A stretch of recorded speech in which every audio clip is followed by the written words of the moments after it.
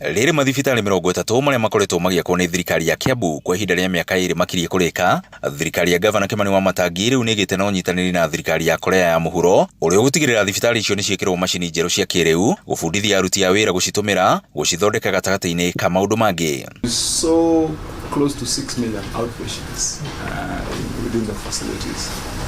So we have quite a heavy flow.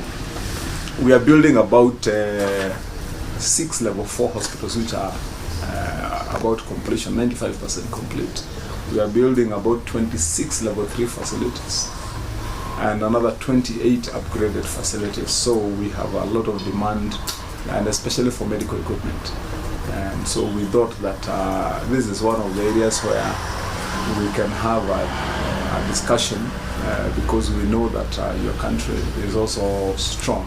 Nĩ tabarĩra ĩrĩa gũtũmĩra mũigana wa ciringi bilioni 4, macini ici cia kĩrĩu cigĩkĩrwo mathibitarĩ-inĩ ma Rari, Bibirioni, Thogoto, Karuri, Juja na Wangigĩ marĩa waki wamo ũkinyĩte gĩcunjĩ kĩa 95 harĩ 100. About equipping, digitizing the processes and ensuring that we have advanced infrastructure within the hospitals, and largely that's why we had our team here. As I've said, we have 6 new level 4 hospitals. That's each about 200 bed of those facilities, and cumulatively of all the facilities we want to equip probably at about 4 billion Kenya shillings. Kũringana na barũthi wa South Korea, augĩte thirikari ya bũrũri ũcio nĩ ĩharĩirie kũnyitanĩra tabarĩra-inĩ cia ũthii wa nambere na thirikari nene, na oho akiuga nĩ kũnyitithania thirikari ya kaunti ya Kiambu na honge iria cikinyanagĩrĩria tabarĩra cia ũgima mwega wa mwĩrĩ bũrũri-inĩ ũcio wa South Korea.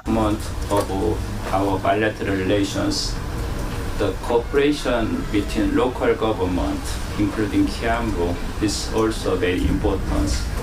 That's why today the